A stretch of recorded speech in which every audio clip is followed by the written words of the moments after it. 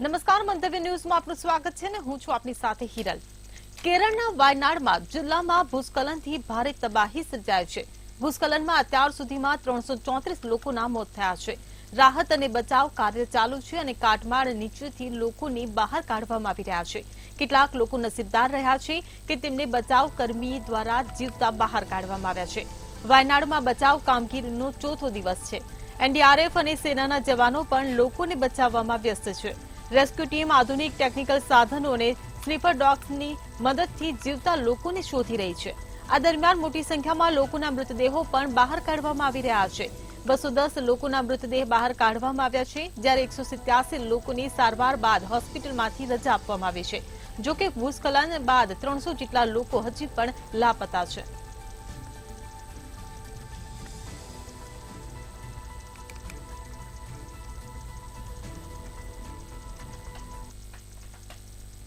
કેરળના વાયનાડમાં કુદરતના કહેરથી અત્યાર સુધી 358 લોકોના મોત થયા છે। આ મામલે સમગ્ર દેશમાં શોકની લાગણી ફેલાઈ છે। ભૂસ્ખલનના દ્રશ્યો કાળજા કંપાવી દે તેવા છે। સતત 5મા દિવસે પણ બચાવ કામગીરી ચાલુ છે, ત્યારે ભૂસ્ખલનની આ ઘટનામાં આદિવાસી પરિવારનો ચમત્કારિક બચાવ થયો છે। વાયનાડની બચાવ ટુકડીઓ ખતરનાક જંગલમાં ઊંડે સુધી શોધખોળ કરી રહ્યા હતા, ત્યારે તેઓએ ગુફામાં છુપાયેલા 4 બાળકોને બચાવ્યા છે। કાલપેટ્ટા રેન્જ ફોરેસ્ટ ઓફિસરે આદિવાસી પરિવારને ખોરાકની શોધમાં જોઈ હતી। 8 કલાકના મિશનમાં સલામતીપૂર્વક આ પરિવારને લાવવામાં આવ્યો છે, ત્યારે વાયનાડની હૃદયદ્રાવક ઘટના પછી કોઈપણ વ્યક્તિની બચવાની આશા ભાગ્યે જ હતી। આદિવાસી પરિવાર માટે વાયનાડની બચાવ ટીમ દેવદૂત બનીને આવી હતી, ત્યારે આ કોઈ ચમત્કારથી ઓછું નથી, પરંતુ કહેવાય છે ને, રામ રાખે તેને કોણ ચાખે। વાયનાડની બચાવ ટુકડીઓ કે જેઓ બચી જવાની આશામાં ખતરનાક રીતે જંગલમાં ઊંડે સુધી ટ્રેકિંગ કરી રહ્યા હતા, તેઓએ ગુફામાં છુપાયેલા 4 બાળકોને બચાવ્યા।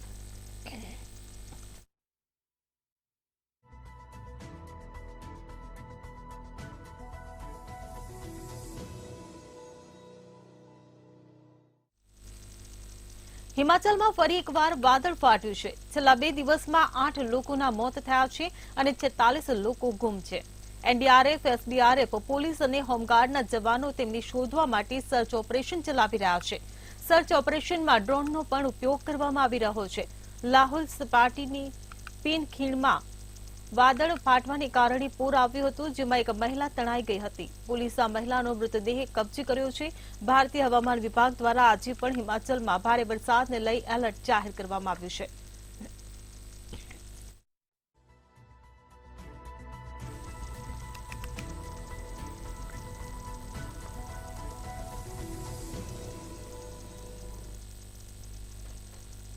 ઝારખંડમાં એક દિવસના ભારે વરસાદથી જળાશયો પર દબાણ વધી ગયું છે, ત્યારે ડેમોની જળ સપાટીમાં વધારો થતાં ઓછામાં ઓછા 3 ડેમના દરવાજા ખોલવામાં આવ્યા છે। આ ઉપરાંત જે જળાશયોમાં પાણીનું સ્તર વધી રહ્યું છે, તે જળાશયોનું સતત નિરીક્ષણ કરવામાં આવી રહ્યું છે। ત્યારે રાંચીના ગોંડા અને બોકારો જિલ્લામાં સ્થિત તેનુઘાટ ડેમના દરવાજા આજે સવારે ખોલવામાં આવ્યા હતા। તેનુઘાટના 10માંથી 8 દરવાજા 4-4 મીટરે ખોલવામાં આવ્યા હતા। તેનુઘાટની જળ સપાટી 861.50 ફૂટે પહોંચી હતી। ડેમ પરનું દબાણ જોઈને ડેમના દરવાજા ખોલવામાં આવ્યા હતા। આ સાથે જ રાંચીના ગેતલસુદ ડેમના જળસ્તરમાં વધારો થવાને કારણે સ્લુઇસ ગેટ ખોલવામાં આવ્યો હતો। ત્યારે અંગડા બ્લોક સ્થિત ગેતલસુદ ડેમમાં પાણીનું સ્તર 1933 આરએલ ફૂટને વટાવી ગયું હતું, ત્યારે ડેમના દરવાજા ખોલાતા નીચાણવાળા વિસ્તારોને તંત્ર દ્વારા એલર્ટ કરવામાં આવ્યા હતા।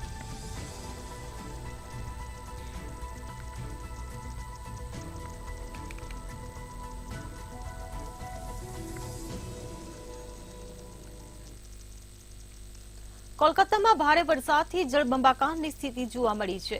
લોકોના ઘરોમાં પાણી ભરાઈ ગયા હતા। ઠેર ઠેર રોડ રસ્તાઓ પર વરસાદી પાણી ભરાઈ ગયા હતા, જેને કારણે લોકોની ભારે હાલાકી વેઠવાનો વારો આવ્યો છે। તો બીજી તરફ કોલકાતા એરપોર્ટ પર પાણી ભરાઈ જતા એરપોર્ટ બેટમાં ફેરવાયું છે। ભારે વરસાદ વરસવાને કારણે તમામ ફ્લાઇટો પર પણ અસર પહોંચી હતી। અનેક મુસાફરો અટવાયા હતા। નેતાજી સુભાષચંદ્ર બોઝ ઇન્ટરનેશનલ એરપોર્ટના મેનેજમેન્ટે પરિસ્થિતિને કાબૂમાં લેવા પ્રયાસો હાથ ધર્યા છે। આ ઉપરાંત પાણીનો ભરાવો ઓછો કરવા તાત્કાલિક પગલાં લીધા છે।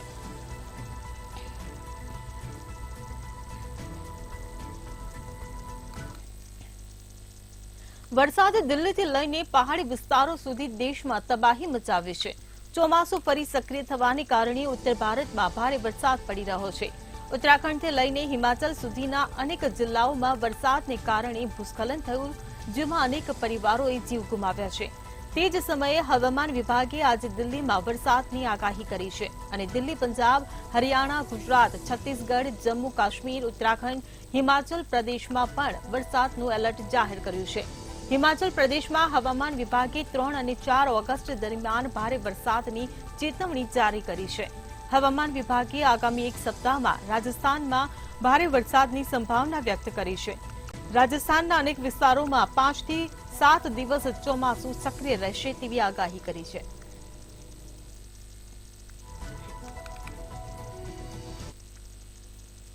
જમ્મુ અને કાશ્મીરમાં આ વખતે તીવ્ર ગરમી હતી. આ વર્ષે ચોમાસાની શરૂઆત સારી રીતે થઈ હતી, પરંતુ જૂન પછી જુલાઈ મહિનો જ સૂકો રહ્યો હતો.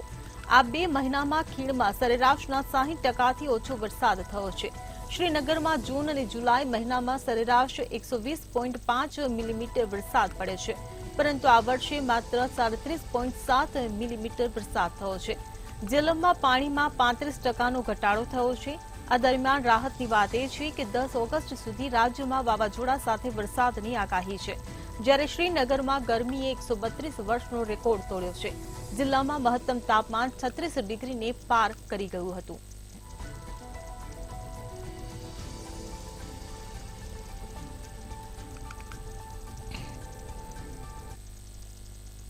હરિયાણાના યમુનાનગરના ગોલનપુર ગામ પાસે હાઈવે પર મસમોટો ભૂવો પડ્યો છે. હાઈવે પર ભૂવો પડવાને કારણે ઉત્તર પ્રદેશથી પંજાબ જઈ રહેલી ટ્રક ભૂવામાં ખાબકી હતી. સદનસીબે કોઈ જાનહાનિ નથી થઈ, પરંતુ ભારે વરસાદને કારણે હાઈવેની ગુણવત્તાની પોલ ખુલી ગઈ છે. હાઈવેના મોટા હિસ્સામાં ભૂવો પડ્યો હતો. આ ઘટના અંગે હાઈવે અધિકારીઓએ કહ્યું હતું કે રોડની નીચેથી માટી ખસી જતા હાઈવેના હિસ્સામાં ભૂવો પડી ગયો. સદનસીબે ઘટનામાં કોઈ જાનહાનિ નથી થઈ. ઘટના બાદ ટ્રાફિકને ડાયવર્ટ કરવામાં આવ્યો છે, તેમજ સદભાગ્યથી કાવડ યાત્રા દરમિયાન કોઈ કાવડિયાને કોઈ જ નુકસાન નથી થયું.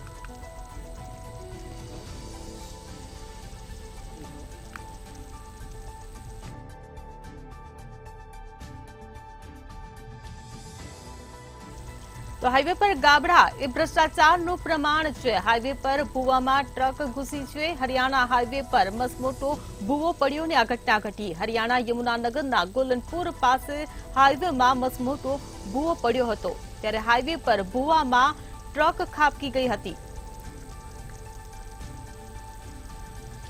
તો સદનસીબે ઘટનામાં કોઈ જાનહાનિના અહેવાલ નથી. તો હાઈવે પર ભૂવામાં ટ્રક ખાબકતા તંત્રની પોલ ઉઘાડી પડી હતી. તો ભ્રષ્ટાચારનું પ્રમાણ અને રોડમાં ભૂવા જેવી પરિસ્થિતિનું નિર્માણ થયું છે. તો હાઈવે પર મસમોટો ભૂવો પડ્યો. હાઈવે પર ગાબડા એ ભ્રષ્ટાચારનું પ્રમાણ હોય તે પ્રકારની આ સ્થિતિ સામે આવી છે. ત્યારે હરિયાણાના યમુનાનગરના ગોલનપુર પાસે હાઈવેમાં મસમોટો ભૂવો પડી ગયો અને ભૂવામાં ટ્રક ખાબકી ગઈ હતી. જો કે આ ઘટનામાં કોઈ જાનહાનિ નથી થઈ. ત્યારે હાઈવે પર ભૂવામાં ટ્રક ખાબકી હતી, જેને લઈને ચકચાર મચી છે. તો સદનસીબે આ ઘટનામાં કોઈ જ પ્રકારની જાનહાનિના અહેવાલ સામે નથી આવ્યા. ત્યારે મસમોટો ભૂવો પડતા તંત્રની કામગીરી પર પણ અનેકો સવાલો ઉભા થવા પામ્યા છે.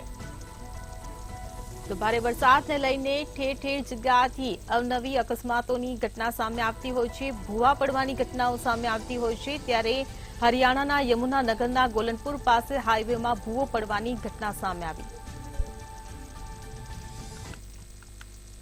કેદારનાથ પદયાત્રાના માર્ગ પર ભારે વરસાદ બાદ 150થી વધુ શ્રદ્ધાળુઓ અને કેટલાક સ્થાનિક લોકો ત્રીજા દિવસે પણ તેમના પરિવારો સાથે સંપર્ક કરી શક્યા નથી.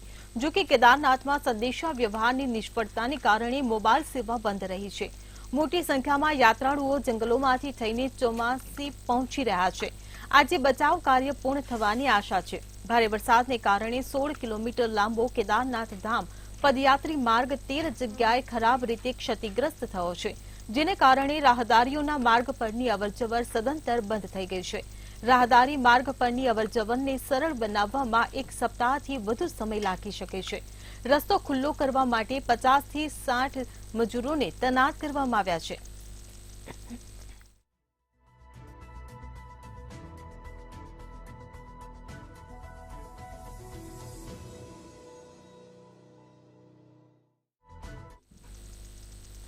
આબોહવા વૈજ્ઞાનિકોએ વાયનાડમાં થયેલ ઘટના વિશે માહિતી આપતા જણાવ્યું છે કે અરબી સમુદ્રની ગરમી વધવાથી વાદળો બનવાની પ્રક્રિયા વધુ પ્રમાણમાં થઈ રહી છે, જેને કારણે ટૂંકા ગાળામાં વધુ પડતો વરસાદ થઈ રહ્યો છે, જેથી ઠેર ઠેર ભૂસ્ખલન અને પૂર સર્જાઈ રહ્યા છે. ક્લાઇમેટ મોડલ્સે એવી પણ આગાહી કરી છે કે આબોહવા પરિવર્તનને કારણે આ પરિવર્તન વધુ આપત્તિજનક બનશે. આબોહવા પરિવર્તન વિશ્વભરમાં વરસાદની પેટર્નને વધુ અસ્થિર અને અસામાન્ય બનાવી રહ્યું છે, જેની અસર આપણને વાયનાડમાં જોવા મળી છે. સંશોધનના તારણો દર્શાવે છે કે છેલ્લા 100 વર્ષમાં વરસાદની પેટર્ન પહેલા કરતા વધુ બદલાઈ છે.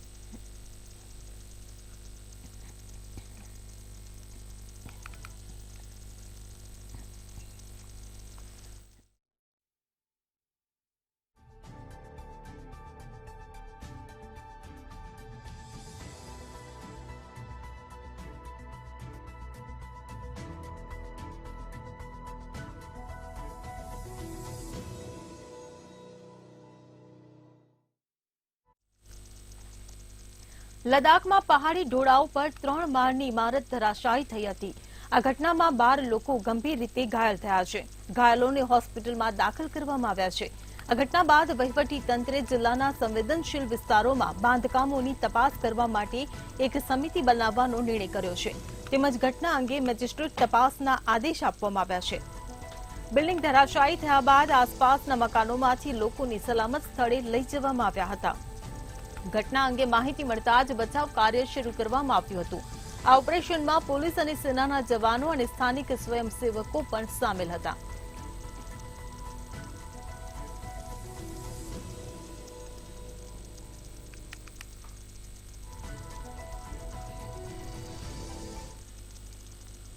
ઉત્તર પ્રદેશના જોનપુરમાંથી કારચુ કમ્પાઉન્ડનારી એક ઘટના સામે આવી છે. યોગી રાજમાં ધોળા દિવસે ભાજપના નેતાની સખીર દીકરીનું બદમાશોએ અપહરણ કરી લીધું છે. અપહરણના 8 કલાક બાદ બદમાશોએ સગીરને વારાણસીના ચોલાપુર પોલીસ સ્ટેશન વિસ્તારના તરાવ ગામમાં રસ્તાના કિનારે ફેંકી દીધી હતી. ત્યારબાદ બદમાશો ફરાર થઈ ગયા હતા. બદમાશોએ સગીરા પર બ્લેડ વડે હુમલો કર્યો હતો. હાલમાં જલાલપુર પોલીસે આ મામલે તપાસ હાથ ધરી છે કે અપહરણ કોણે કર્યું અને તેના પાછળ કોનો હાથ છે. સગીરની માતા મહિલા મોરચા મંડળની અધ્યક્ષ છે. તેમણે પોલીસને જણાવ્યું કે બદમાશોએ આખા પરિવારને મારી નાખવાની ધમકી આપી હતી. સગીરાએ પોલીસને જણાવ્યું છે કે બદમાશો તેના આખા પરિવારને ઓળખતા હતા, કારણ કે તેઓ સમગ્ર પરિવારના નામ લઈ રહ્યા હતા.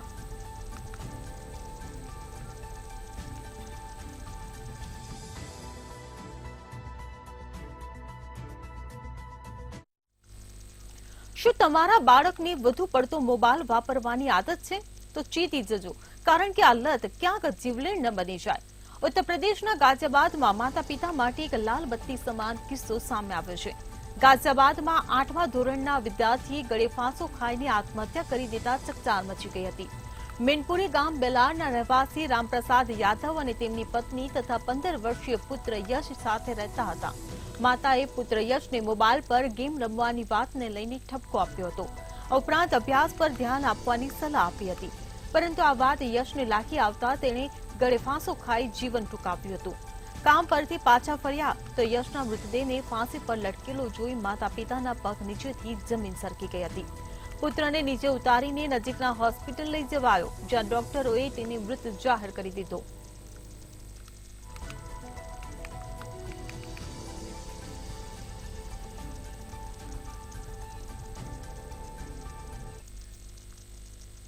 અયોધ્યાના વાદરસામાં ગેંગરેપની ઘટના પર યોગી સરકારે કડક વલણ દાખવી કડક કાર્યવાહી કરી છે. મળતી માહિતી મુજબ સામૂહિક દુષ્કર્મના આરોપી સપા નેતા મોઈદ ખાનની પ્રોપર્ટી પર બુલડોઝર ચલાવવામાં આવ્યું છે. મોઈદ ખાનની જમીનોની માપણી કરવામાં આવી હતી, ત્યારબાદ આ એક્શન લેવામાં આવ્યું છે. આ ઉપરાંત આરોપીના સાથી સપા નેતા અને નગર પંચાયત ભાદરસાના અધ્યક્ષ મોહમ્મદ રાશિદ, સપા નેતા જયસિંહ રાણા અને અન્ય એક વિરુદ્ધ પણ કેસ નોંધવામાં આવ્યો છે. મહત્વનું છે કે પીડિત સગીરાની માતા સાથે મુખ્યપ્રધાન યોગી આદિત્યનાથની મુલાકાત કરી હતી. ત્યારબાદ પુરા કલંદર પોલીસ સ્ટેશનના ઇન્ચાર્જ અને ભાદરસર ચોકીના ઇન્ચાર્જને સસ્પેન્ડ કરી દેવામાં આવ્યા છે. ત્વરિત કાર્યવાહી ન કરવા અને કેસ નોંધવામાં વિલંબ કરવા બદલ આ કાર્યવાહી કરાઈ છે.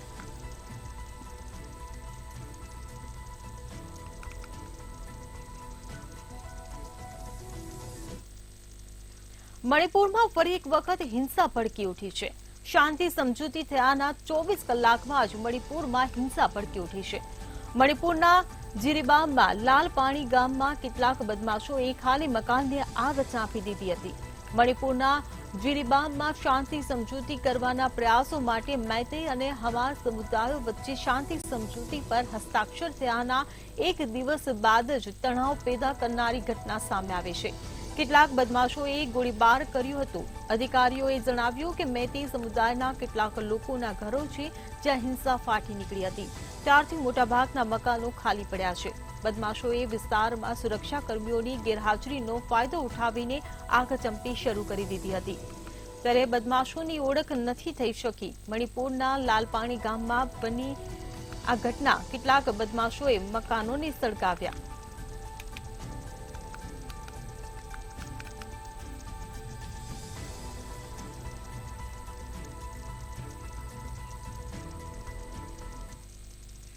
દુનિયાની 7 અજાયબીઓમાં એક તાજમહેલ ચર્ચામાં આવ્યો છે. આગ્રાના તાજમહેલમાં 2 યુવકોએ ગંગાજળ ચડાવ્યું હતું. ઓમ લખેલું સ્ટીકર ચોંટાડ્યું હતું, જેનો વિડીયો પણ બનાવ્યો હતો. યુવકનું કહેવું છે કે તાજમહેલ એ તેજ મહાલય શિવ મંદિર છે. યુવકે મુખ્ય કબરના ભોયરા પાસે બોટલમાંથી ગંગાજળ ચડાવ્યું. ઘટનાની માહિતી મળતાની સાથે જ CISFએ બંને યુવકોને ઝડપી તાજગંજ પોલીસને સોંપી દીધા હતા. બંને યુવકો અખિલ ભારત હિન્દુ મહાસભાના કાર્યકર્તા છે.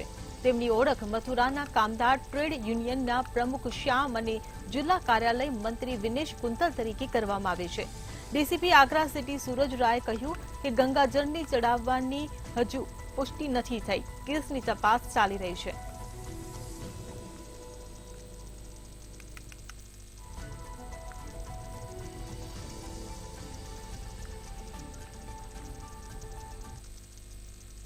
મથુરાના ગોવર્ધન મંદિરના પૂજારી પર ચોરીનો આક્ષેપ લગાવવામાં આવ્યો છે. મથુરાના ગોવર્ધન મંદિરના પૂજારી 1 કરોડ 9 લાખ રૂપિયા લઈને ફરાર થઈ ગયો છે. મંદિરેથી રૂપિયા લઈ બેંકમાં જમા કરાવવાના હતા, પરંતુ પૂજારી ન તો બેંક પહોંચ્યો ન તો મંદિર. ત્યારબાદ પૂજારીનો ફોન પણ સ્વિચ ઓફ આવવા લાગ્યો હતો. મંદિરના મેનેજરે આ મામલે ફરિયાદ નોંધાવી છે. મંદિરના મેનેજર વિનોદ કૌશિકે જણાવ્યું હતું કે સોમવારે સેવાત દિનેશચંદ મંદિરના કોન્ટ્રાક્ટના રૂપિયા 1 કરોડ 9 લાખ રૂપિયા યુનિયન બેંકમાં જમા કરાવવા નીકળ્યા હતા. ફરિયાદને આધારે પોલીસે તપાસ હાથ ધરી છે. પોલીસે આરોપીને પકડવાના ચક્રો ગતિમાન કર્યા છે.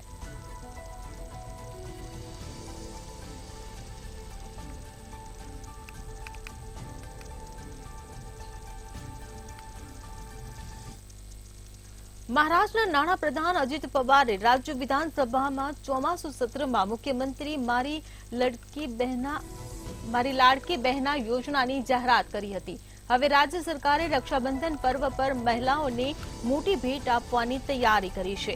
રક્ષાબંધન પહેલા રાજ્ય સરકારે આ યોજનાના પ્રથમ 2 હપ્તા ડીબીટી દ્વારા લાભાર્થી મહિલાઓના ખાતામાં ટ્રાન્સફર કરવાનો નિર્ણય લીધો છે. મુખ્યમંત્રી મારી લાડકી બહેના યોજના હેઠળ મહિલાઓને દર મહિને 1,500 રૂપિયા મળશે. મહિલાઓના બેંક ખાતામાં દર વર્ષે 18,000 રૂપિયા જમા થશે.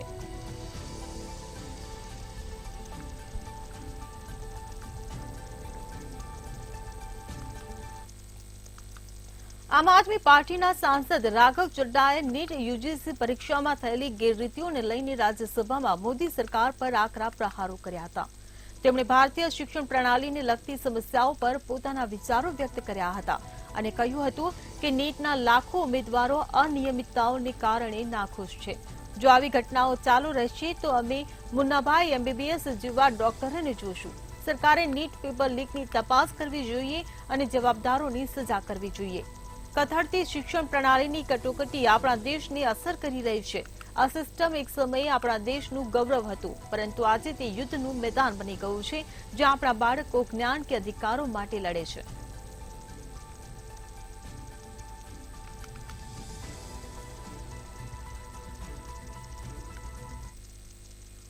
દેશમાં વધતી રેલ દુર્ઘટનાને લઈને ટીએમસી પ્રવક્તા રીજુ દત્તાએ ઉઠાવ્યા સવાલો. રીજુ દત્તાએ 28 સેકન્ડની વિડીયો ક્લિપને ટ્વીટ કરી હતી. દેશમાં છેલ્લા 7 મહિનાથી 7 મોટી ટ્રેન દુર્ઘટના બની છે. ત્યારે આ દુર્ઘટનામાં 16 લોકોના મોત અને 100થી વધુ લોકો ઘાયલ થયા હતા. ઝારખંડના જમશેદપુરમાં ટ્રેન દુર્ઘટના ઘટી હતી. જેમાં મુંબઈ હાવડા એક્સપ્રેસ એક ડિરેલ થયેલી માલગાડી સાથે અથડાઈ હતી. આ રેલ દુર્ઘટના વચ્ચે સોશિયલ મીડિયા પર એક વિડીયો ઝડપથી વાયરલ થઈ રહ્યો છે.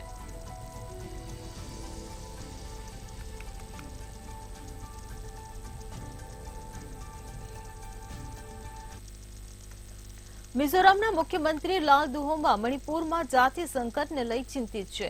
ત્યારે જાતીય સંકટનું જલ્દી સમાધાન લાવવા માટે મિઝોરમના સીએમએ અમિત શાહના નિવાસસ્થાને બેઠક યોજી હતી. તેમણે બેઠકમાં જાતીય સંકટને ઉકેલવાના પ્રયાસોના ભાગરૂપે કુકી સમુદાયના આદિવાસી નેતાઓ સાથે વાતચીત કરવાની અપીલ કરી હતી. લાલ દુહોમાએ મિઝોરમમાં આશ્રય લઈ રહેલા વિસ્થાપિત લોકો માટે ₹10 કરોડ મંજૂર કરવા બદલ કેન્દ્રીય ગૃહપ્રધાન શાહનો પણ આભાર માન્યો હતો.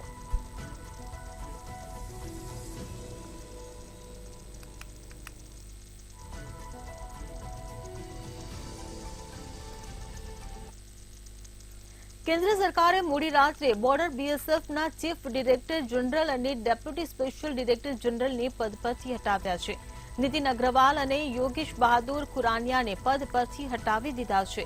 બંનેને પોતપોતાના હોમ કેડરને રિપોર્ટ કરવા માટે કહેવામાં આવ્યું છે. ગૃહ મંત્રાલયે કેબિનેટની નિમણૂક સમિતિને 30 જુલાઈના રોજ આદેશ જાહેર કરવા કહ્યું હતું. ત્યારબાદ વ્યક્તિગત તાલીમ વિભાગના નિર્દેશક સાક્ષી મિત્તલે આદેશો જાહેર કર્યા છે. જો કે બંને ઉચ્ચ અધિકારીઓને હટાવવાનું કારણ અને તેઓને નવી જવાબદારી મળશે તે હજુ સુધી જણાવવામાં નથી આવ્યું. તેમજ બીએસએફના નવા ચીફ અને ડેપ્યુટી ચીફના નામની જાહેરાત કરવામાં નથી આવી.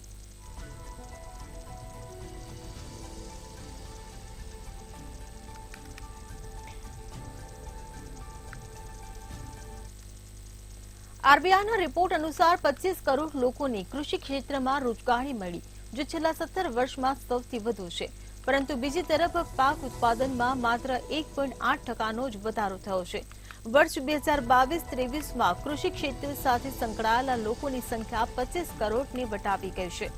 વર્ષ 2022-23માં કૃષિ શિકાર, વન સંવર્ધન અને માછીમારીમાં કાર્યરત લોકોની સંખ્યા 25.3 કરોડના સ્તરે પહોંચી ગઈ છે.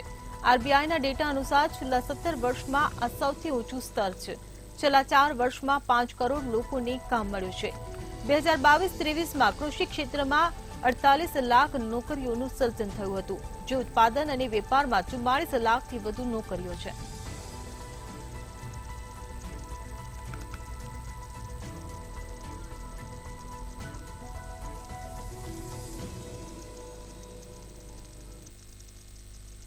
વર્લ્ડ હેલ્થ ઓર્ગેનાઇઝેશન દ્વારા કોલેરાને લઈ અગત્યની માહિતી આપવામાં આવી છે. WHO મુજબ દર વર્ષે કોલેરાના 40 લાખ કેસ સમગ્ર વિશ્વમાં નોંધાઈ રહ્યા છે, જેમાંથી 1.40 લાખથી વધુ લોકો મૃત્યુ પામે છે. સંશોધકોનું માનવું છે કે વાતાવરણમાં ફેરફાર અને કોલેરા રોગનો સીધો જ સંબંધ છે, કેમ કે અસામાન્ય તાપમાન અને વરસાદ કોલેરા રોગના ફેલાવા માટે સૌથી અનુકૂળ વાતાવરણ છે. ભવિષ્યમાં કોલેરાની નવી જાતો પણ બહાર આવી શકે છે અને તે કેટલું આક્રમક હશે, હાલમાં આ અંગે કોઈ માહિતી ઉપલબ્ધ નથી. માટે ક્લાઇમેટ ચેન્જ પર કામ કરવું ખૂબ જ જરૂરી છે.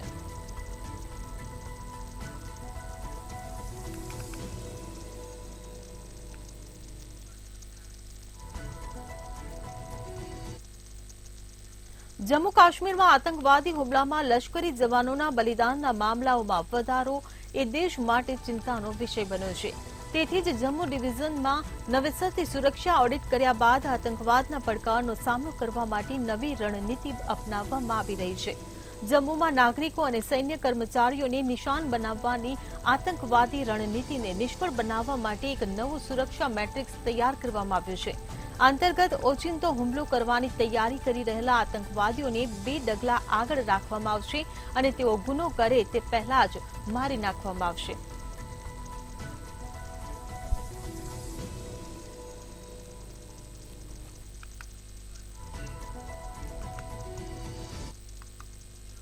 ગ્લોબલ વોર્મિંગને કારણે પૃથ્વીનું તાપમાન વધી રહ્યું છે. મોટાભાગના વિકસિત દેશો વધુને વધુ કાર્બન ડાયોક્સાઇડનું ઉત્સર્જન કરી રહ્યા છે.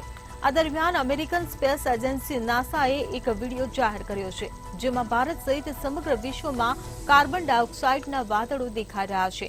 આ વિડીયો બતાવે છે કે આપણા વાતાવરણમાં કાર્બન ડાયોક્સાઇડ કેવી રીતે ઓગળી રહ્યો છે. ચીન, અમેરિકા અને દક્ષિણ એશિયા સૌથી વધુ કાર્બન ડાયોક્સાઇડનું ઉત્સર્જન કરી રહ્યા છે. આફ્રિકા અને દક્ષિણ અમેરિકાના જંગલોમાં લાગેલી આગમાંથી મોટાભાગના કાર્બન ડાયોક્સાઇડનું ઉત્સર્જન થાય છે. મે 2024માં વાતાવરણમાં કાર્બન ડાયોક્સાઇડની માત્રા 427 ભાગ પ્રતિ મિલિયન નોંધવામાં આવી છે. પૃથ્વી પરના માનવીઓ માટે કાર્બન એક મહત્વપૂર્ણ તત્વ છે, પરંતુ મોટા પ્રમાણમાં કાર્બન ડાયોક્સાઇડનું ઉત્સર્જન પૃથ્વી પરની ગરમીમાં વધારો કરશે, જે ગ્લોબલ વોર્મિંગનું જોખમ વધુ વધારશે.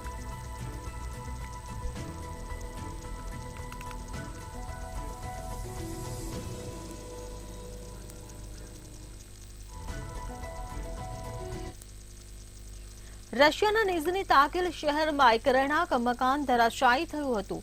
આ ઘટનામાં મૃત્યુઆંક વધીને 10 થયો છે. કાટમાળમાંથી 50 લોકોને બચાવી લેવામાં આવ્યા છે. આ સિવાય 5 લોકોની હાલત ગંભીર હોવાનું કહેવામાં આવી રહ્યું છે અને તેમને હોસ્પિટલમાં દાખલ કરવામાં આવ્યા છે. સ્થાનિક સત્તાવાળાઓએ દુર્ઘટનાના પીડિતો માટે આજે શોક દિવસ જાહેર કર્યો છે. ગેસ એર મિશ્રણના વિસ્ફોટને કારણે ઇમારત ધરાશાયી થઈ હતી.